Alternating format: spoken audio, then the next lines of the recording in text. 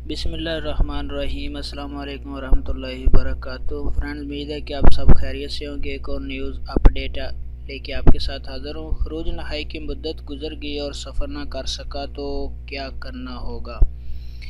एक दोस्त ने सवाल पूछा है कि खरूज नहाई यानी फाइनल एग्ज़िट लगवाया मगर सफ़र ना कर सका और उसकी दौरान मुद्दत गुजर गई, इस सूरत में क्या करना होगा।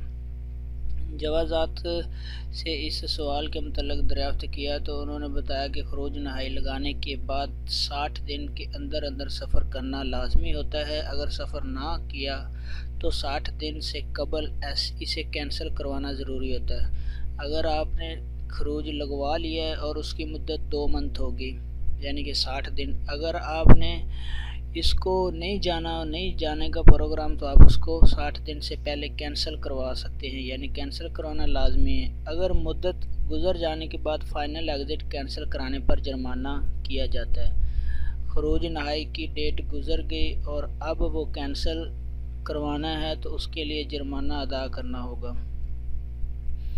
तो उसका जुर्माना कितना, 1000 रियाल उसकी फ़ीस है। जुर्माने की अदायगी के बाद अगर आपका इकामा कारआमद है यानी कि इकामा अभी बाकी था तो उसी सूरत में इकामे की तजदीद में तख़ीर पर मज़ीद जुर्माना अदा करना होगा। यानी कि उसका फिर ऐसे होगा कि इकामे की तजदीद पर भी ग्रामा हो जाएगा, वो भी पे करना पड़ेगा। खरूज लगा था, खरूज का जो ग्रामा था वो भी पे करना पड़ेगा।